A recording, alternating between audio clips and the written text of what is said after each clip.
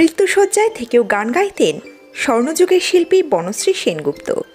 আজকের এই পর্বে রইল তারই জীবনের বেশ কিছু অজানা কাহিনী। তো বন্ধুরা, আজকের এই পর্বটি শুরু করবার আগে একটিই অনুরোধ করব, অবশ্যই পর্বটি শেষ পর্যন্ত দেখবেন ও চ্যানেলে নতুন থাকলে অবশ্যই চ্যানেলটিকে সাবস্ক্রাইব করে পাশে রাখা নোটিফিকেশন আইকনটি অল করে রাখবেন। আজকের তারিখেই প্রয়াত হয়েছিলেন স্বর্ণযুগের গায়িকা বনশ্রী সেনগুপ্ত। তার সেই বিখ্যাত গান আজ বিকেলের ডাকে তোমার চিঠি পেলাম আজও যখন রেডিও কিংবা টেলিভিশনে ভেসে ওঠে, মনটাও গুনগুনিয়ে ওঠে। কি অপূর্ব সেই গানের কলি।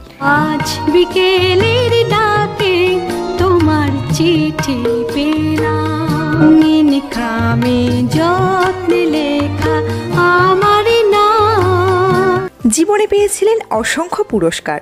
তার সঙ্গীতকর্মের স্বীকৃতিস্বরূপ তিনি অর্জন করেছেন উত্তম কুমার পুরস্কার, মাদার টেরেসা পুরস্কার, মাইকেল মধুসূদন দত্ত পুরস্কার, বিএফজে পুরস্কার, প্রমথেশ বড়ুয়া পুরস্কার ইত্যাদি।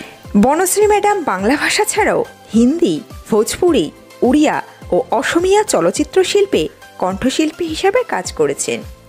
তার কিছু উল্লেখযোগ্য ছবির নাম হল ছুটি, নিমন্ত্রণ, বিন্দুর ছেলে, প্রান্তরেখা, রোদন ভরা বসন্ত, দুলহান বহিজো পিয়া মন ভায়ে, সানাই, এক যে ছিল দেশ, ন্যায় অন্যায়, আলোয় ফেরা, বিদ্রোহী, অঞ্জলি, ছন্দনীর, পথ ও প্রাসাদ, নটি বিনোদিনী, বড় বউ ইত্যাদি।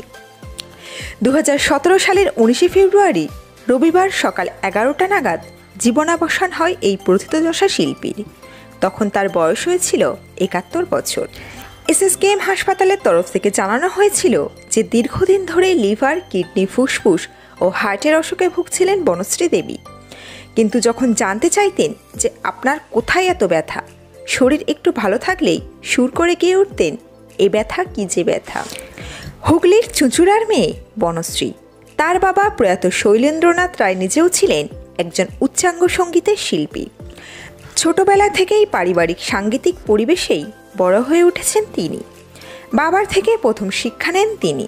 টানা 20 বছর ধরে সুধীনবাবুর কাছে তালিম নেওয়ার পরেও বহু বাংলা ছবিতে গান গেয়েছেন।